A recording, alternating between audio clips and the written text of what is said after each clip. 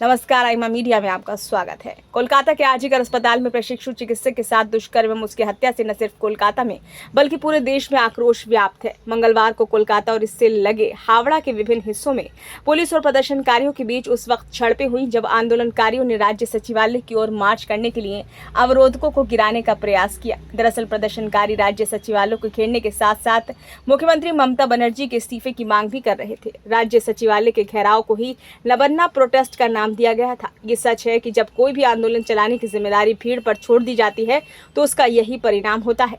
लोकतंत्र में आंदोलन चलाते वक्त प्रदर्शन, त्याग पत्र की मांग, रास्ता बंद इत्यादि सामान्य बात है, किंतु आंदोलन के लिए भी कुछ नियम निर्धारित होते हैं।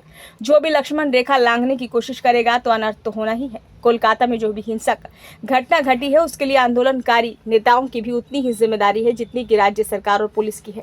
यदि आंदोलनकारी पुलिस के प्रतिबंधों की परवाह करते तो शायद ये घटना नहीं घटती, किंतु वास्तविकता तो ये है कि मुख्यमंत्री ममता बनर्जी का त्याग पत्र मांगने वाली भीड़ को बिना पीटे व जाने देती।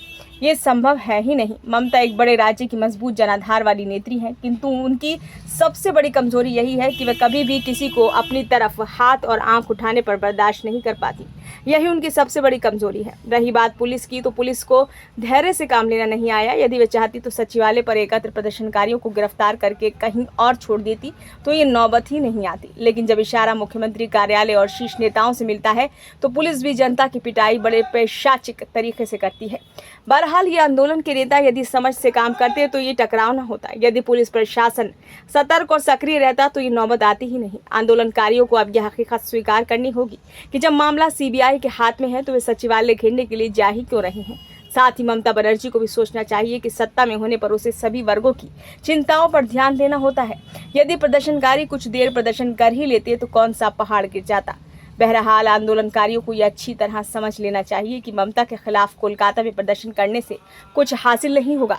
जब तक ममता का बस चलेगा वे मुख्यमंत्री की कुर्सी नहीं छोड़ने वाली हैं, चाहे इसके लिए उन्हें कोई भी कीमत क्यों न देनी पड़े। इसलिए आंदोलनकारियों को चाहिए कि कोलकाता में प्रदर्शन के बजाय दिल्ली में केंद्र सरकार पर दबाव बनाए कि वे ममता सरकार को बर्खास्त करे।